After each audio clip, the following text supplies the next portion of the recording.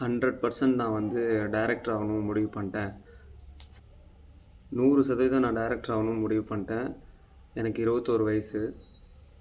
நான் சென்னை வந்துட்டு என்னென்ன பண்ணணும் அதெல்லாம் சொன்னீங்கன்னா இன்னும் ஒரு 6 மாதத்துல நான் கிளம்பி வரேன்ட்டு இன்ஸ்டாகிராமில் ஒருத்தர் வந்து மெசேஜ் போட்டிருக்காரு. அவருக்கு நான் என்ன சொல்ல நினைக்கிறேன் அப்படின்னா, நான் அவரை மாதிரி இருக்கும்போது இப்படி தான் 100% நான் வந்து ஆக்டராக போகிறேன் அப்படின்னு சொல்லி சென்னை கிளம்பும்போது எனக்கு அருண்னு ஒரு ஃப்ரெண்டு, ஒரு அண்ணான்னு சொல்லலாம். அவர் எனக்கு ஒரு அட்வைஸ் பண்ணார். ஆனால் அதை நான் கேட்காம சென்னை போய் நிறைய அடிபட்டு நிறைய ஃப்ரெண்ட்ஸ் அப்புறம் ஏர்ன் பண்ணிட்டு தான் இப்போது கிட்டத்தட்ட ஒரு அசோசியேட் டைரக்டர் லெவலில் படத்தில் ஒர்க் பண்ணிகிட்ருக்கேன். ஸோ இப்போ இந்த இன்ஸ்டாகிராம் ஃப்ரெண்ட், அவர் பேர் பிரசாந்த்னு நினைக்கிறேன். அவருக்கு மட்டும் இல்லை, பிரசாந்த் மாதிரி மீதி இருக்கிற எல்லாருக்குமே 100% நான் டைரக்டர் ஆக போகிறேன், ஆக்டர் ஆக போகிறேன், எடிட்டர் ஆக போகிறேன், கேமராமேன் ஆக போகிறேன்னு நினைக்கிறேன். நீங்கள் எல்லாருமே சினிமாங்கிறது மற்ற ஃபீல்டை விட ஒரு எக்ஸ்ட்ரா ஒரு ஸ்பூன் கொஞ்சம் எக்ஸ்போஷர் இருக்கிற ஃபீல்டு. இதில் அதிகமாக எக்ஸ்போஷர் கிடைக்கிறதுனாலேயே இந்த ஃபீல்டுக்கு பெரிய காம்படிஷனும் நிறைய பாலிட்டிக்ஸும் உள்ள இருக்குது. ஸோ நீங்கள் அப்படி வரீங்க அப்படின்னா, சென்னைக்கு வரீங்க அப்படின்னா, சென்னைக்கு வர்றதுக்கு முன்னாடி நீங்கள் இருந்த இடத்துலேருந்தே நிறைய சினிமா குரூப்பில் சோஷியல் மீடியாவில் முதல்ல கமிட் ஆகுங்க. சோஷியல் மீடியா இன்ஸ்டாகிராம், ட்விட்டரில் எக்ஸு, வாட்ஸ்அப்பில் நிறைய குரூப்ஸ் இருக்குது. இந்த மாதிரி குரூப்பில் கேதர் ஆகுங்க. நிறைய ஷார்ட் ஃபிலிம் ஃபெஸ்டிவல் அட்டன் பண்ணுங்கள்.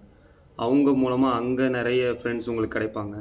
அந்த ஃப்ரெண்ட்ஸ் மூலமாக அவங்களுக்கு தெரிஞ்ச குரூப்பில் ஜாயின் ஆகுங்க. ஏகப்பட்ட குரூப்பில் மினிமம் ஒரு பர்சன் ஒரு 20லேருந்து 30 குரூப்பில் நீங்கள் ஜாயின் ஆனீங்க அப்படின்னா நிறைய ஃப்ரெண்ட்ஸ் உங்களை மாதிரியே வேவ் லென்த்தில் இருக்கிற நிறைய பேர் உங்களுக்கு கிடைப்பாங்க.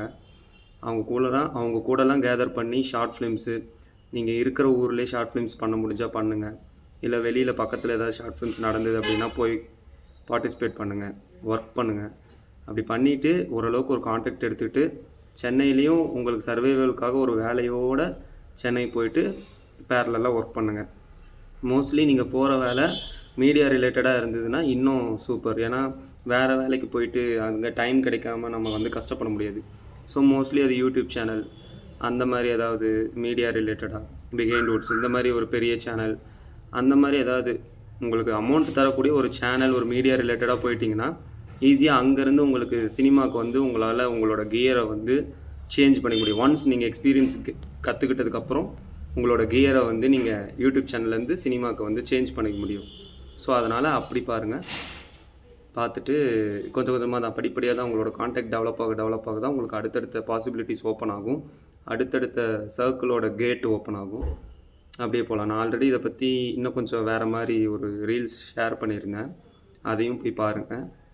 இது வந்து நான் பிரசாந்த் மாதிரி 100% நான் உள்ளே வரணும், எனக்கு என்னது சென்னைக்கு வந்தால் நான் என்ன பண்ணுறதுன்னு கேட்குற நிறைய பேருக்கு இந்த வீடியோ.